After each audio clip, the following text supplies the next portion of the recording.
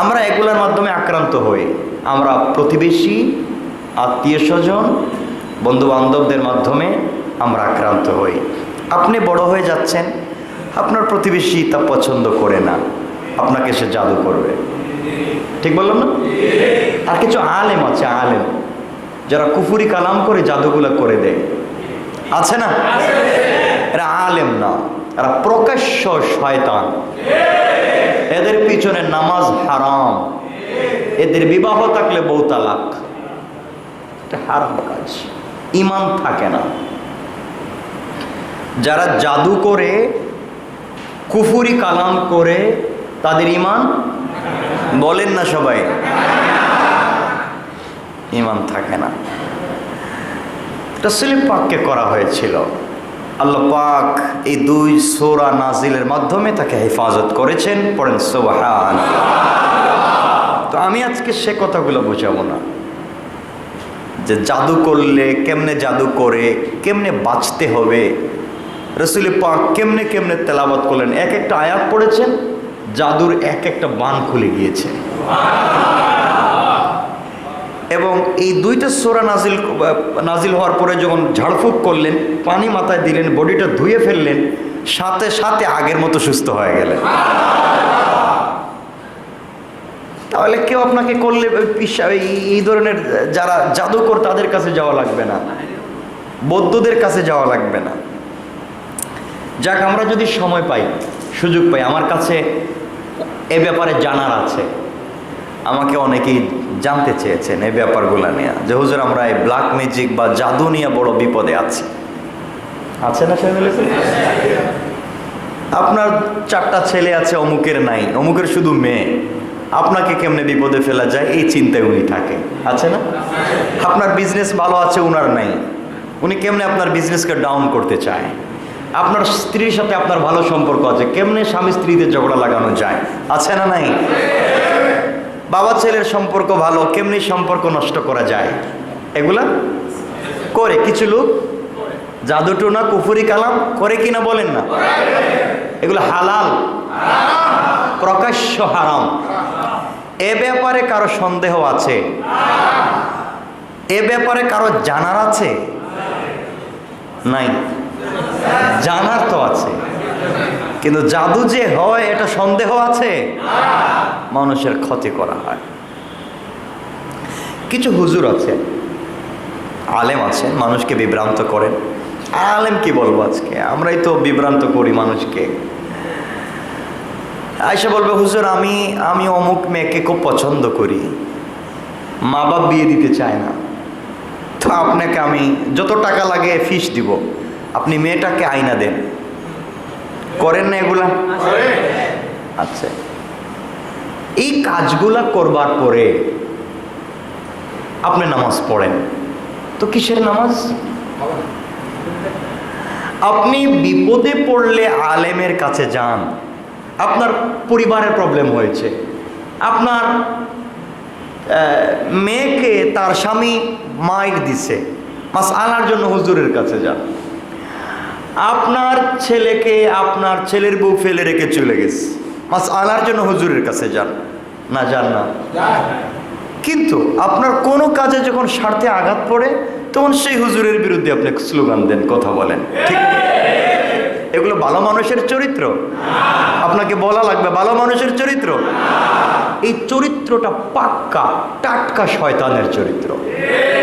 শয়তান কিন্তু আল্লাহর খুব ভক্ত ছিল, প্রভু ভক্ত, নামাজি, তাহাজ্জুদওয়ালা, রোজাওয়ালা, পাক্কা ইমানদার না?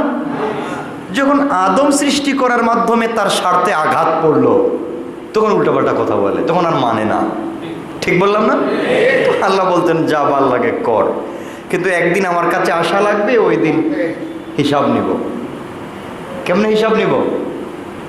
একবার হিসাব নিব, বুঝে শুনে হিসাব নিব, চুলচেরা বিশ্লেষণ করে হিসাব নিব। তো যাই হোক, আল্লাহর কাছে আমরা দোয়া চাই, দোয়া করি আল্লাহ যেন আমাদেরকে এই জাদু টোনা কুফুরি কালাম এগুলা থেকে হেফাজত করেন। জাদু টোনা কুফুরি কালামের মাধ্যমে ক্ষতি হয়, মানুষের বডি নষ্ট হয়ে যায়, আরেকটা অন্যায় আছে, এটা হচ্ছে সমালোচনা করা, গীবত করা। এর মাধ্যমে মানুষের মানসিকভাবে কষ্ট পায়। কথা বলেন না কেন? একটা শারীরিক কষ্ট, আরেকটা মানসিক কষ্ট। মানসিক কষ্ট ওই কষ্টের নাম যে কাউকে ডাইরেক্ট গুলি করে হত্যা না করে তিলে তিলে টেনশন দেয়া তাকে হত্যা করা। ঠিক বললাম না? এই কাজগুলো আমরা করে থাকি না? আমরা অনেককে নিয়ে ঠাট্টা করে থাকি, বিদ্রূপ করে থাকি, এতে করে সে কষ্ট পায়, হার্ট অ্যাটাক করে, টেনশন করতে করতে ব্রেন নষ্ট হয়ে যায়। এমন হয় না? আমরা এগুলার পাক্কা উস্তাদ, আমরা সমালোচনার একবারে পাক্কা উস্তাদ। কথা বলেন না কেন? আমার কথা বুঝতে পারতেছেন না? আমরা নামাজ পড়ি, আমরা আল্লাহওয়ালা, জিকিরওয়ালা, কোন পীরের মুরিদ, কিন্তু পাক্কা কাজ করি আমরা সমালোচনার গীবতে। তা আপনার এই নামাজে কোনো কাজ হবে না, তোমার এই নামাজে কোনো কাজ হবে না। ফাওয়াইলুল লিল মুসাল্লিন, কাজ হবে না। আমরা মানুষের পিছনে লেগে থাকি। ভাই আমি একটা কথা বলি, মনের যুগ দিয়ে শোনেন।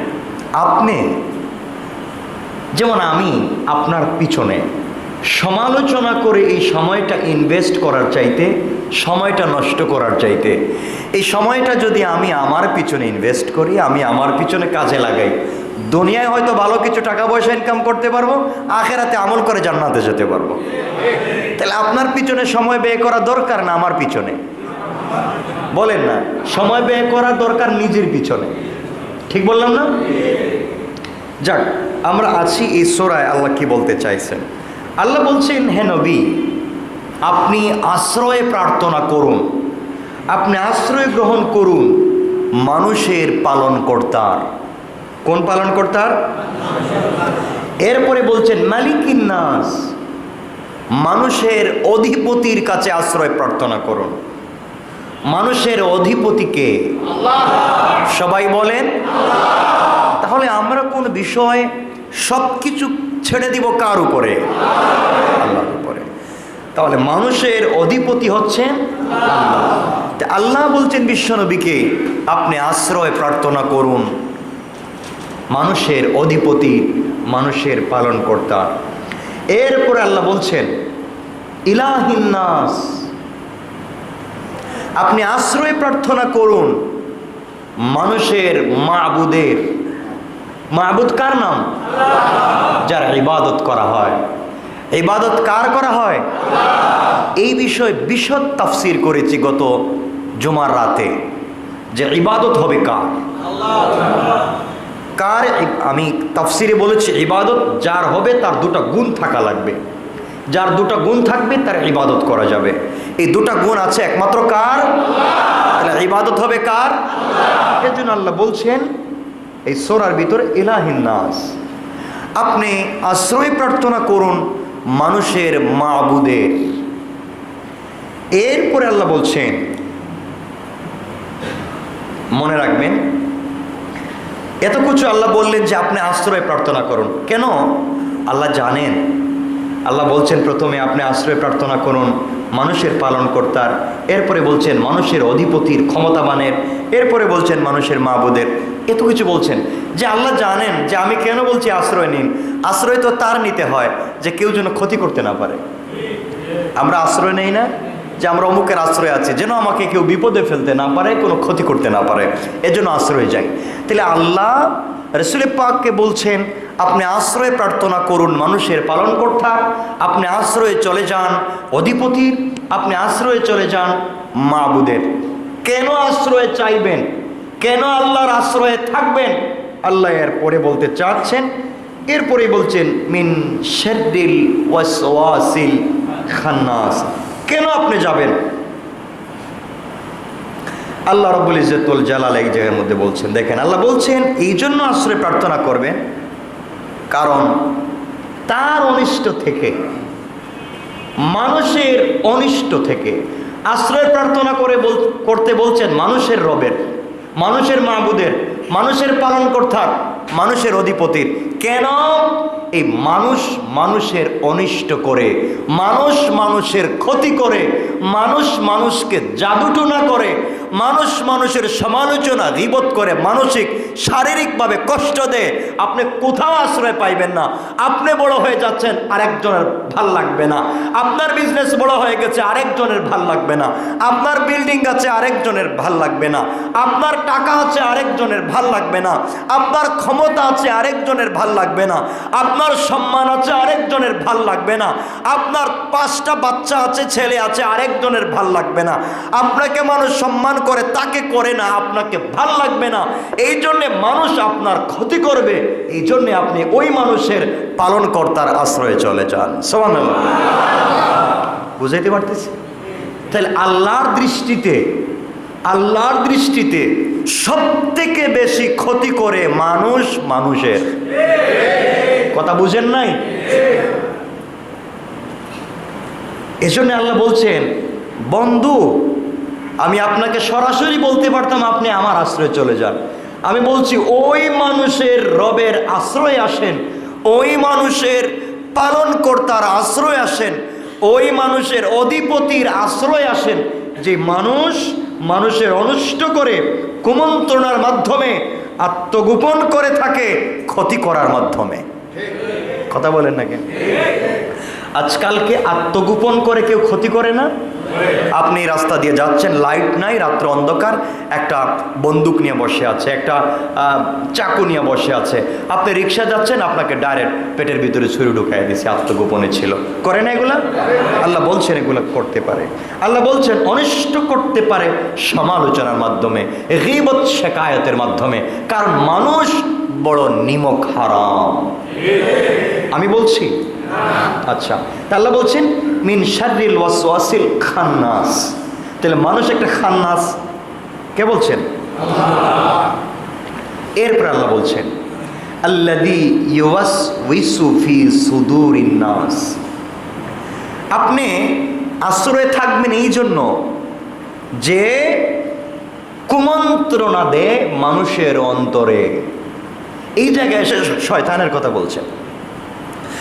শয়তান কার অন্তরে কুমন্ত্রণা দেয়? দেয় না? দেয়। প্রথমে মানুষের ওয়াসওয়াসা, শয়তানের কথা আল্লাহ বলছেন। এরপরে শয়তানের কথা আল্লাহ বলছেন। এরপরে বলছেন মিনাল জিন্নাতি ওয়ান নাস। আল্লাহ এরপরে বলছেন জিনের মধ্য থেকে অথবা মানুষের মধ্য থেকে কিছু আপনার ক্ষতি করবে। তাহলে জিন যেমন শয়তান হয়, কথা বলেন না? মানুষও বলা লাগবে সবাই।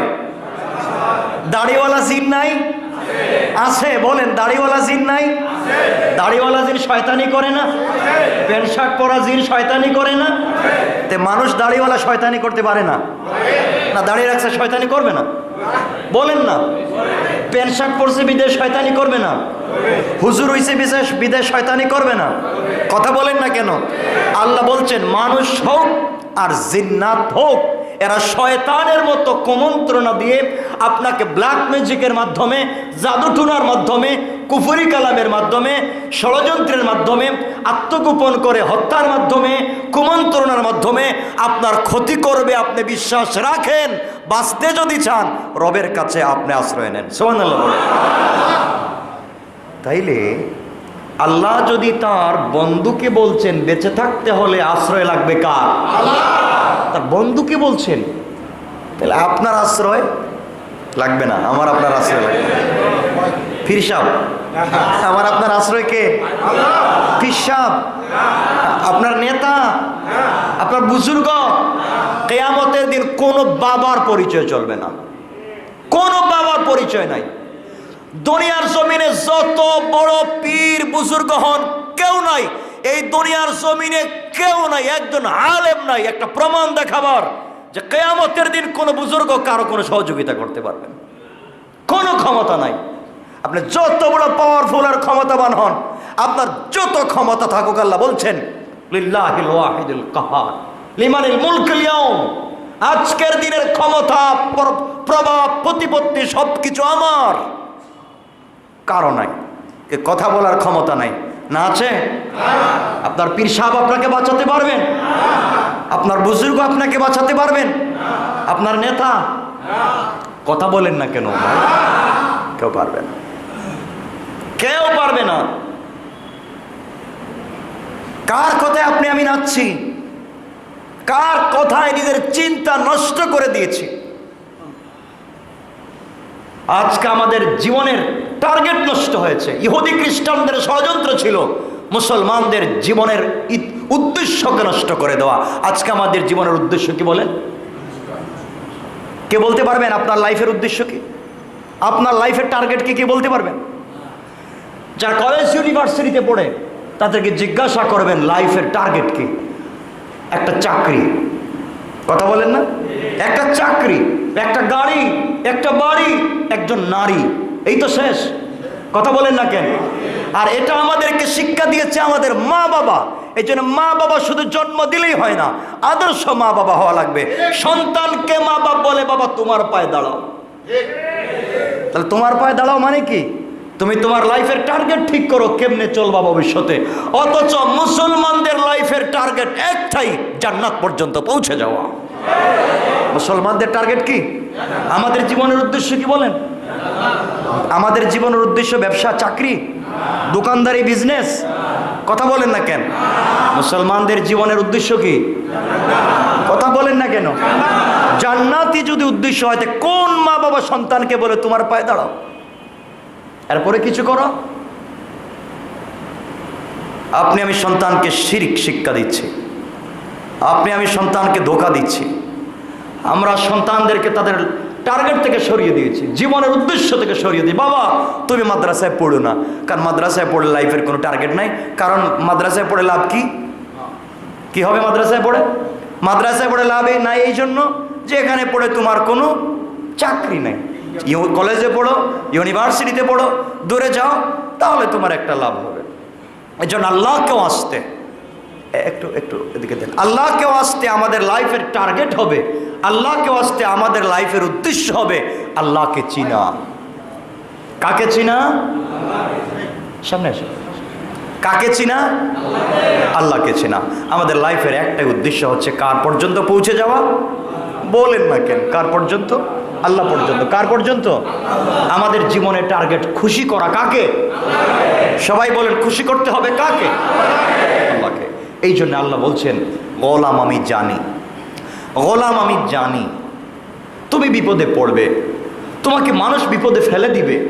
এই জন্য তোমাকে বলছি তুমি রবের আশ্রয়ে চলে যাও। ওই রবের, যেই রব মানুষের, যেই রব মানুষের, এই মানুষের রবের কাছে পৌঁছো, মানুষের অধিপতির কাছে পৌঁছো, মানুষের সৃষ্টিকর্তার কাছে পৌঁছো, মানুষের মাবুদের কাছে পৌঁছো। কারণ তোমাকে বাঁচাতে পারেন, তোমাকে মারতে পারেন একমাত্র রব। সুতরাং এই চিন্তা করতে হবে আমাদের লাইফের টার্গেট। দেখেন, যদি লাইফের সফলতা হয় একটা চাকরি, আমার চিনা জানা অনেক, আমার চিনা জানা ঢাকা ইউনিভার্সিটি থেকে মাস্টার্স করেছে, সে এমফিল করেছে, পিএইচডি করেছে, টাকা পয়সার অভাব নাই, গাড়ি বাড়ির অভাব নাই, কিন্তু লাইফের সফলতা নাই। জিজ্ঞাসা করবেন, আমি যদি জিজ্ঞাসা করি ভাই তুমি এত টেনশন করো কেন, তোমার এত চিন্তা কিসের, টাকা আছে, গাড়ি আছে, বাড়ি আছে, বউ আছে, আমার সফলতা নাই। কয় কেন? 20 বছর হয়েছে বিয়ে করেছে, একটা বাচ্চা নাই। আছে না নাই? লাইফের সফলতা মনে করতেছে একটা বাচ্চায়। অনেক ভাই চাকরির জন্য দৌড়ায়, 30 বছর হয়ে গেছে, কয়েকদিন বাকি আছে সরকারি চাকরি লেভেলের, কাঁদতেছে, হাউমাউ করতেছে, পীরের কাছে দৌড়তেছে, কত নেতার কাছে দৌড়তেছে, কারণ জানে আমার চাকরির কয়েকদিন বাকি আছে, আমার লাইফের সফলতা নাই। কথা বলেন না? এটা আমরা তৈরি করেছি জীবন। আমরা যদি আমাদের লাইফের টার্গেট ঠিক করে ফেলি, উদ্দেশ্য ঠিক করে ফেলি, যেখানেই থাকি, আমি ডাল ভাত দিয়ে খাই, 3 বেলা 1 বেলা খাই, আমি মুচি হই, সুইপার হই, আর যাই হই, আমার জীবনের টার্গেট একজনকে রাজি খুশি করা, তিনি আমার রব। তাহলে 10 তলার উপরে লাগবে না, গাছতলায় বসেও না খেয়ে শান্তি পাওয়া যায়। কথা কি বোঝাতে পারতেছি? এই জন্য আপনার আমার জীবনের টার্গেট হবে একটাই, রব পর্যন্ত পৌঁছে যাওয়া। কথায় অনেক কথা চলে আসে, এখানে কথা বলার সময় আমাদের কমে গেছে। তুমি আজকে যে সূরাটা পড়েছি, এখানে এই সূরার আগের সূরা আল্লাহ দুটো সূরা এক বিষয়ে বলেছেন, ব্ল্যাক ম্যাজিক, জাদু টুনা, যা মানুষ মানুষকে করে, রাসূলের পাককে করেছিল। এ বিষয়ে কথা বলবো না। আমি এখানে যে কথাটা নিয়ে আসছি, আল্লাহ এতক্ষণ বুঝাইছেন যে সব থেকে বড় ক্ষতি যে করতে পারে সে মানুষ। শয়তান ঠেকছে না আপনারা এসা তার ইচ্ছা মতো ধোঁকা দিব। শয়তান খায়া কোনো কাজ নাই। আমরা এক ভাই আরেক ভাইকে ধোঁকা দিই। আমরা এক ভাই আরেক ভাইয়ের বিরুদ্ধে ষড়যন্ত্র করি না? আমরা এক ভাই আরেক ভাইয়ের দোকানের বিজনেস নষ্ট করে দিই। আমরা কেমনে তার দোকানের কর্মচারীকে নষ্ট করা যায়, তার বিজনেস নষ্ট করা যায়, এই চিন্তা তো আমরা থাকি। কথা বলেন না কেন? আমরাই তো একে অপরের ক্ষতি করতেছি। এ বড় হয়ে যাচ্ছে, ও নেতা হয়ে যাচ্ছে, ও কমিশনার হয়ে যাচ্ছে, ও মেয়র হয়ে যাচ্ছে, ও এমপি মন্ত্রী হয়ে যাচ্ছে, ও টাকার মালিক হয়ে গেছে, ওরা নামায়া ফেলাও, ওরা টানো। এই তো আমাদের কাজ। তাহলে শয়তান না, আমরাই বড় শয়তান। এজন্য আল্লাহ বলছেন আল্লাহ ওই জায়গায় বারবার বলছেন যে শয়তান শুধু জিন্নাত না, মিনাল জিন্নাতি ওয়ান নাস। শয়তান জিন্নাতও, শয়তান মানুষও। কথা বলেন না কেন? আপনারা কিছু হইলেই শয়তান করছে, শয়তান তো আপনি আমি। এজন্য শুধু জিন্নাত খারাপ না, জিন্নাত যত খারাপ মানুষ তার চাইতে বেশি খারাপ। কারণ আপনি জিন্নাতকে দেখেন নাই, তাকে শয়তান বলেন কেন? আপনাকে সে ধোঁকা দিয়েছে, কিয়ামতের দিন বলবে আল্লাহকে, আল্লাহ ওরে জিজ্ঞাসা করেন আমাকে সারা জিন্দেগি গালি দিয়েছে, আমি নাকি তারে ধোঁকা দিয়েছি। ওরে বলেন আমাকে কোনোদিন দেখছেনি? তা আপনি কোনোদিন দেখছেন? তো কিছু করতে পারবেন না। তো কেন এগুলাতে পিছনে দৌড়াচ্ছে কেন? আল্লাহকে ওয়াস্তে আমাদের সব থেকে বড় দুশ্মন ভাই আমি আর আপনি। আপনার দুশ্মন আপনি নিজে, আপনার দুশ্মন আপনার পরিবারে, আপনার দুশ্মন আপনার অন্তরের ভিতরে। দেখেন দুশ্মনীটা কোথায় পৌঁছে যাচ্ছে।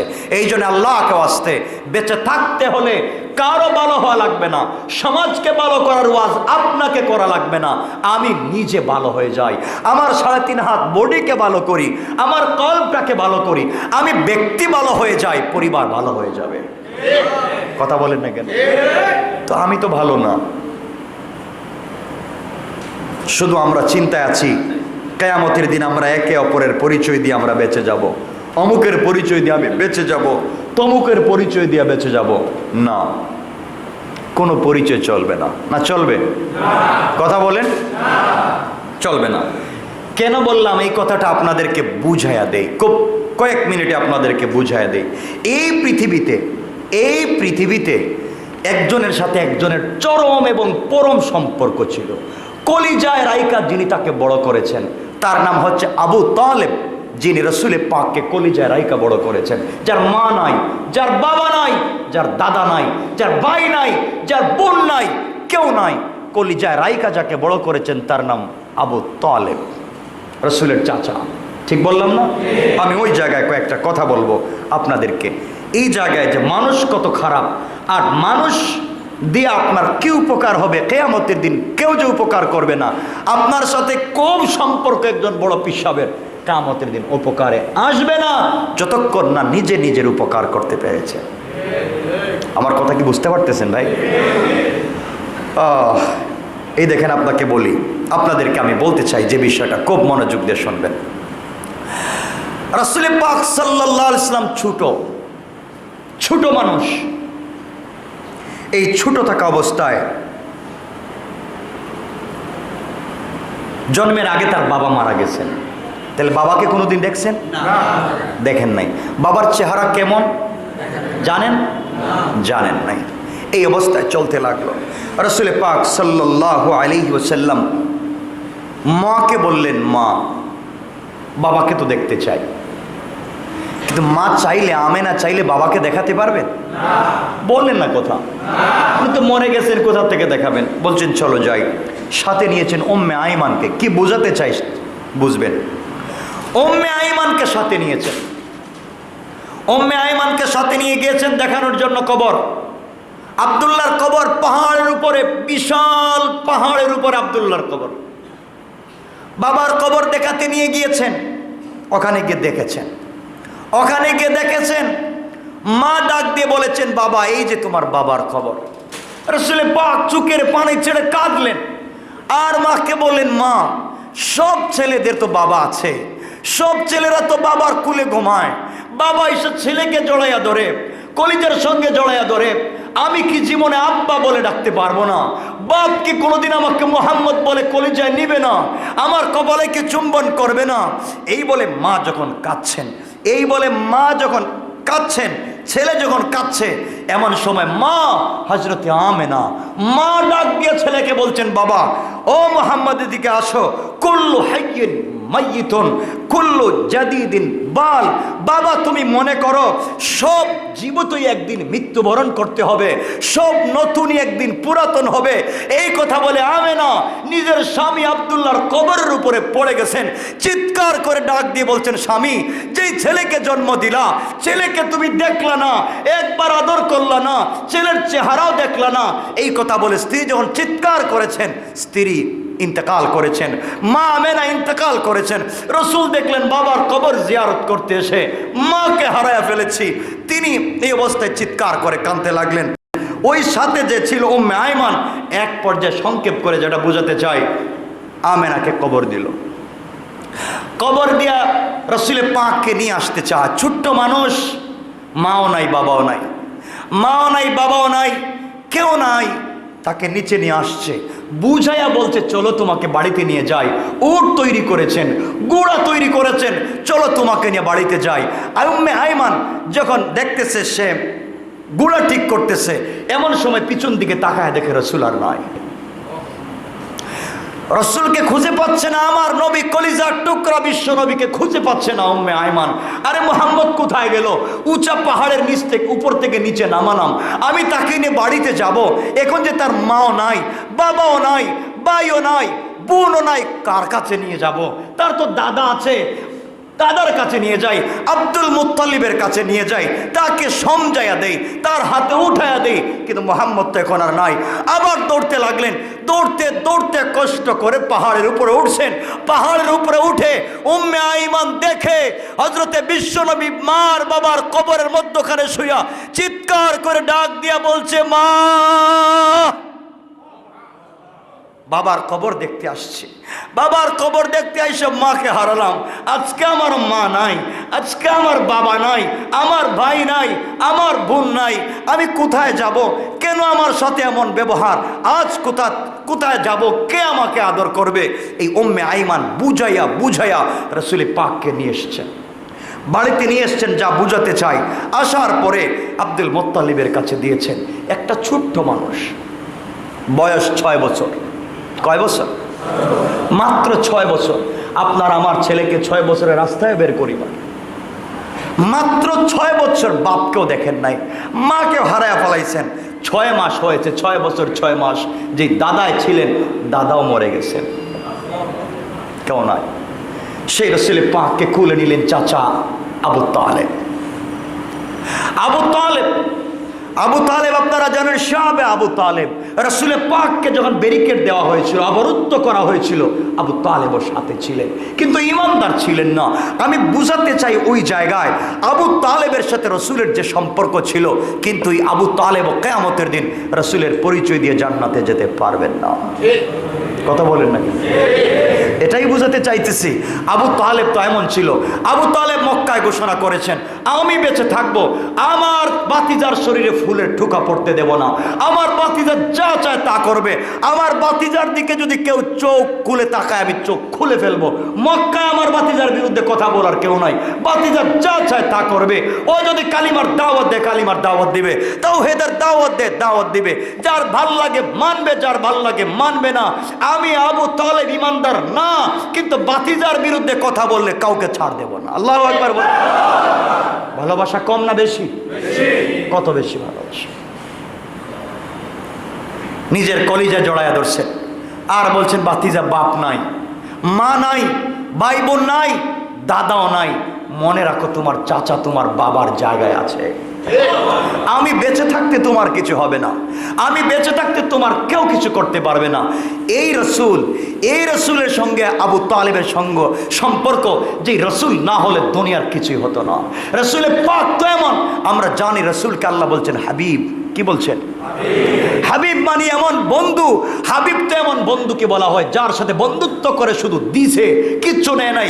আল্লাহ বলেন, বন্ধু তোমার সঙ্গে বন্ধুত্ব করে আমি জান্নাত দিলাম, তোমার সঙ্গে বন্ধুত্ব করে হাউজে কাউসার দিলাম, তোমার সাথে বন্ধুত্ব করে মাকামে মাহমুদ দিলাম, তোমার সঙ্গে বন্ধুত্ব করে জান্নাতের চাবি দিলাম, তোমার সাথে বন্ধুত্ব করে জান্নাতে যাওয়ার প্রথম পারমিশন দিলাম, তোমার সাথে বন্ধুত্ব করে আরশ কুরসি লৌহ কলম সব বানাইলাম। আল্লাহ রাব্বুল ইজ্জত ওয়াল জালাল তাকে বলতেছেন উতিতু মাফাতিহাস সামাওয়াতি ওয়াল আরদ, ও পয়গম্বর আসমান জমিনে যা কিছু আছে সব তোমাকে দিলাম, তুমি তো আমার বন্ধু। এমন বন্ধু তার চাচাকে তার পরিচয় দিয়ে জান্নাতে নিতে পারবেন? বলেন, নিতে পারবেন?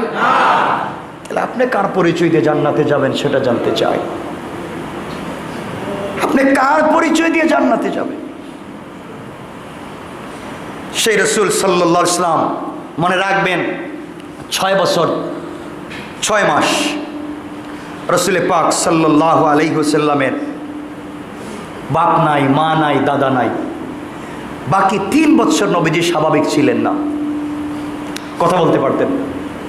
7 বছর, 8 বছর, 9 বছর, এই 3 বছর বয়সে নবীজি কথা বলতেন না, কার সাথে মিশতেন না। কারণ তিনি এমন হয়ে গিয়েছিলেন যে স্বাভাবিক জীবনে আসতে পারতেছিলেন না।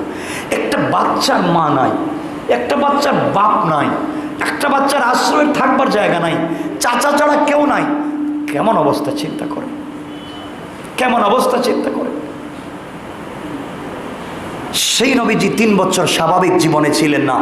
হযরতে আবু তালেব রাসূল পাক সাল্লাল্লাহু আলাইহি ওয়াসাল্লামকে কুলে নিতেন, মাঠে যাইতেন, ঘুরতে নিয়ে যাইতেন, মেলায় নিয়ে যাইতেন, যেন আমার বাতিজার মাথাটা স্বাভাবিক হয়, সব কিছু যেন ভুলে থাকতে পারে।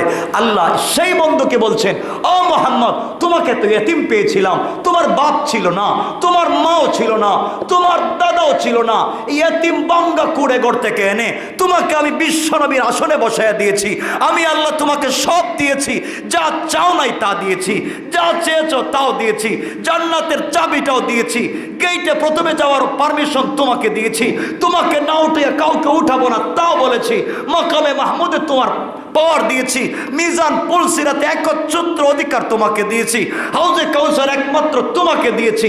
এত কিছু পাওয়ার পরও তোমার ক্ষমতার পাওয়ার আর প্রভাব কাটাইয়া তোমার পরিচয় দিয়ে কাউকে জান্নাতে নিতে পারবা না। ইন্নাকা লা তাহদি, আমার কথা না, ইন্নাকা লা তাহদি মান আহবাবতা। আপনি যাকে ভালোবাসেন, আপনি যাকে কলিজাত থেকে পছন্দ করেন, চাইলেও তাকে হিদায়ত দিতে পারবেন না। হিদায়ত দিতে পারি আমি। আল্লাহু আকবার বলেন। চিন্তা করতেছেন সেই রব, সে রাসূল পাককে বলছেন। আমি এই জন্য কথাটা বলছি ভাই, আপনি কার পিছনে পড়ে আছেন? কে আপনাকে কিয়ামতের দিন বাঁচাবে?